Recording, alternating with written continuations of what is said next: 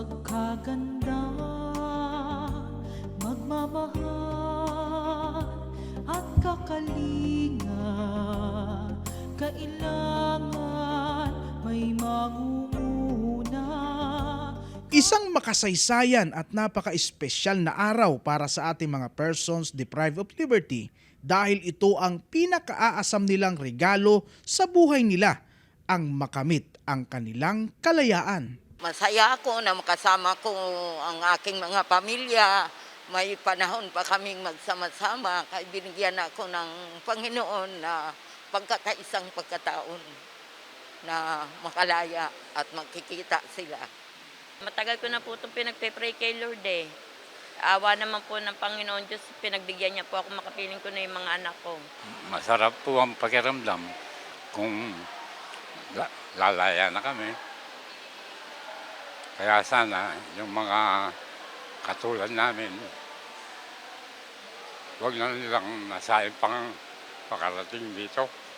Bago matapos ang taong 2023, ngayong buwan ng Disyembre ay muling nagpalaya sa pagtutulungan na rin ng mga ahensya sa ilalim ng Department of Justice, Bucor, PPA at Public Attorney's Office bilang bahagi ng programa ng ating pamahalaan na matutukan ang kalagayan ng ating mga PDL tungo sa pagbibigay ng panibagong pag-asa, total reformation at jail decongestion.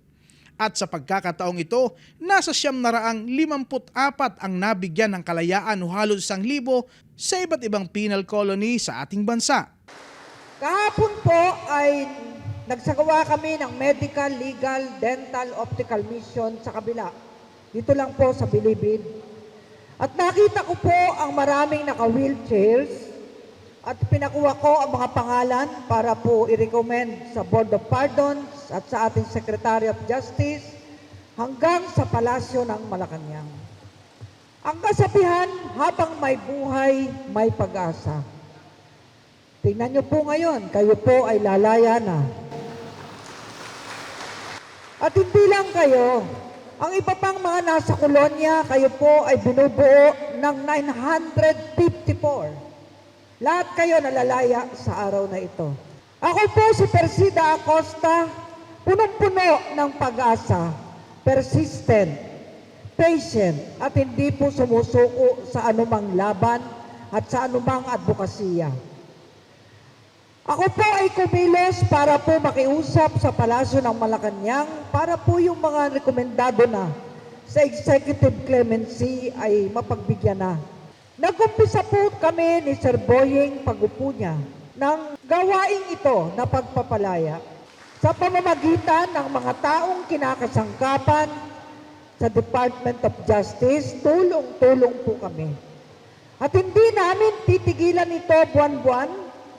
Ang 18,000 nakakulong dito at iba't iba pang mga piitan, sisikapin po namin ni General Katapang na ma-identify lahat at mapalaya ang dapat lumaya.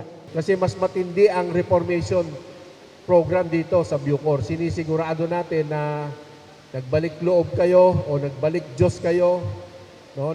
Nagbalik kayo sa pamilya nyo, no? Nagkaroon kayo ng skill at nasa isip nyo, sa damdamin nyo, na pinagsisisihan nyo ang mga nangyari na nakaraan at handa kayong humarap sa pangalawang pagkakataon at magbagong buhay. Patunay lamang ito na seryoso ang ating pamahalaan sa pagpapatupad ng adhikaing ito. Ngayon, para naman po sa ating mga PDL na lalaya, napakaganda po ng tema ngayon, no? Yung Kapaskuhan. Matagal na po natin inaasam na maraming lumalaya kapag Kapaskuhan. Sana po, ngayong taon, maramdaman po natin lalo yan. Sa tulong po ni Chief Acosta at ni General Katapang, kinakausap po namin ang Presidente na magpalaya pa ng mas marami through executive clemency. Muling binigyan diin ng ating Chief Public Attorney ang kahalagahan ng pananalig sa Diyos at huwag mawalan ng pag-asa dahil sa bawat dilim ng pagsubok ay may bagong umagang darating. Ang pagkukulong po ay hindi habang buhay. Ang pagkukulong ay pansamantala lamang. Mahirap maging kagaya ng ibong umiiyak, humahanap ng kalayaan. Katulad kayo ng nasa hawla na ibong iiyak-iyak. At ngayon po, hindi na kayo iiyak dahil sa hirap, sa lungkot, sa gutom, sa sakit.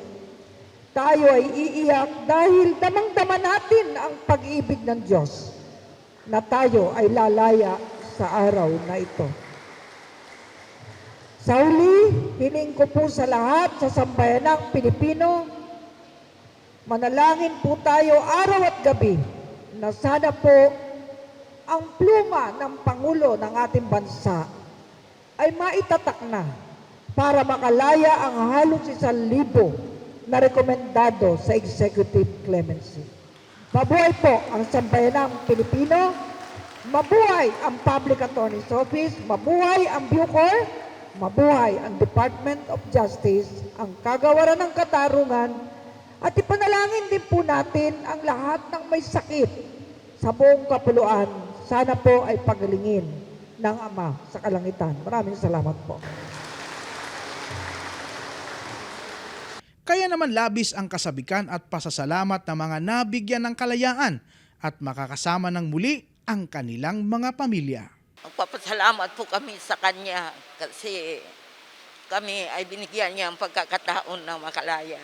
Bilang inmate po, no, nagpapasalamat po kami kay Atty. Acosta sa mga tulong niya po sa mga babaeng nakabilanggo na matagal na po nawali sa mga anak. Maraming salamat po, Atty. Acosta, sa tulong niyo po. Maraming salamat po kay Ma'am Persida Acosta sa pagantabay sa amin dito. Hanggang wakas ay sama-sama. Pilipinas, Pilipinas, isulong magandang bukas. Kahirapan ay magwawakas upang kaunlaray malasap. Pilipinas, isulong ang magandang bukas. Magandang bukas. Para sa #PalaNews, ako si Gerald Ranyes, Katarungan laban sa kahirapan.